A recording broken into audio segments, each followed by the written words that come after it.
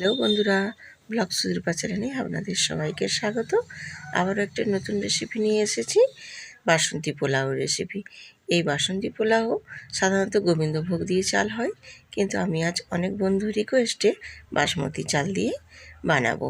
তো আমি কিভাবে বানাচ্ছি সেটাই আজ তোমাদের সাথে শেয়ার করছি। দেখো, আমি প্রথমে একটা ডেকচিতে হাফ ডেকচি মতো জল নিয়েছি, আর তার মধ্যে দিয়েছি 3-4টে তেজপাতা, একটু সাদা তেল দিয়েছি, আর দিয়েছি এখানে সাহাজিরে, শাহ গোলমরিচ, লবঙ্গ, দারচিনি, স্টার দিয়ে, আর দেবো ওর সাথে একটু কামধেনু রং। তো দিয়ে খুব ভালো করে আমি জলটা মিক্সড করে নেব। ওই রঙের সাথে খুব ভালো করে আমি জলটা গুলিয়ে সুন্দর করে কালার করে নেব। জলটা একটু হালকা গরম হতে হতে আমি এখানে দেখো চাল নিয়ে নিয়েছি, বাসমতি চালটা নিয়েছি। তো আমার এখানে 300 গ্রাম মতো চাল আছে। তো চালটা আমি খুব ভালো করে 2-3 বার জল পাল্টে পাল্টে ধুয়ে নিতে হবে। চালটা কিন্তু খুব ভালো করে ধুয়ে নিয়ে আমি এখানে 15-20 মিনিট মতো একটু ভিজিয়ে রেখেছিলাম। তারপরে এদিকে দেখো জলটা গরম হয়ে গেছে, আমি ওই চালটা ওই জলের মধ্যে দিয়ে দেব। চালটা খুব ভালো করে আমি আস্তে আস্তে করে এই জলের মধ্যে দিয়ে একটু নেড়ে চেড়ে নিচ্ছি। তো দেখো এই কালারের যে জলেতে এই চালগুলো দিয়ে দিতেই সঙ্গে সঙ্গে দেখো কালার হয়ে গেছে। তো দিয়ে আমি একটু নেড়ে চেড়ে নিয়ে এবার এই জলটা ফুটে আসার জন্য একটা ঢাকনা দিয়ে ঢেকে দেব।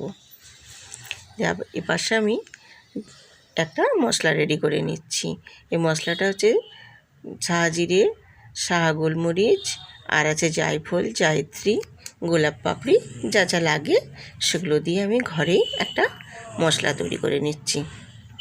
তো দেখো চালটা একটু ফুটে উঠেছে, তো আমি একটু ঘেঁটে দেখে নিলাম নেড়ে ছেড়ে যে আর একটু বাকি আছে চালটা, তার জন্য আবারও আমি একটু ঢেকে দেব। তো কিছুক্ষণ পরে আবারও ফিরে এসেছি। তো দেখো আমার প্রায় চালটা হয়েই এসেছে। আমি দেখিয়ে দিচ্ছি, দেখো ভাতটা আমার অনেকটাই হয়ে গেছে। চালটা ঠিক পেটের মধ্যে একটু চাল চাল ভাব থাকবে, সেই পর্যায়ে নামাতে হবে। পুরোটা ভাতটা হয়ে গেলে হবে না। তো দেখো আমার ভাতটা হয়ে গেছে। ভাতটা আমি ফ্যানটা ঝরিয়ে নিয়ে ওর মধ্যে এবার দিয়ে দেব চিনি। তো বাসন্তী পোলাও যেহেতু একটু মিষ্টি মিষ্টি তো হয়, তাই একটু মিষ্টি, আর স্বাদ মতো আমি এখানে দেব লবণ, আর দেব আমি এখানে আমুলের বাটার। তো তোমরা বাটারের পরিবর্তে ঘিও দিতে পারো, ঘি দিলেও খুব সুন্দর হয়।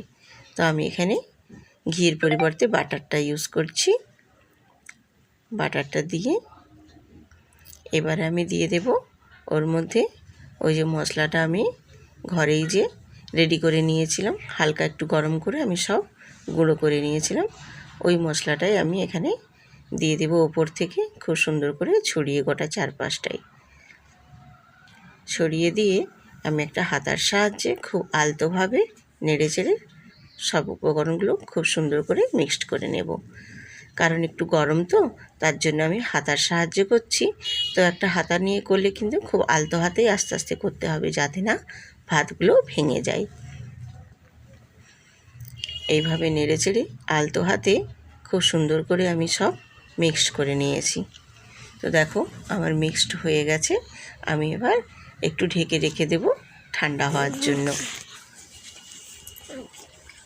তো আমি আবারও কিছুক্ষণ পরে ফিরে এসেছি। তো দেখো আমার এটা ঠান্ডা হয়ে গেছে। কতটা ঝরঝরে এবং কতটা সুন্দর হয়েছে তোমরা দেখলে নিশ্চয়ই বুঝতে পারবে আশা করছি। তো এইভাবে খুবই সহজভাবে খুব কম সময়ের মধ্যেই বাসন্তী পোলাও রেডি। একদম ঝুরঝুরে বাসন্তী পোলাও এইভাবে যদি বানিয়ে দেখো তাহলে খুবই কম সময়ে এবং খুবই সুস্বাদু একটা বাসন্তী পোলাও রেডি। তো বন্ধুরা, আশা করছি যদি আমার এই ভিডিওটা ভালো লাগে বা আমার রেসিপিটা যদি ভালো লাগে, তাহলে প্লিজ লাইক, শেয়ার, কমেন্ট করে পাশে থাকবেন। এবং যদি বন্ধু নতুন হয়ে থাকো প্লিজ সাবস্ক্রাইব করে পাশে থাকবেন।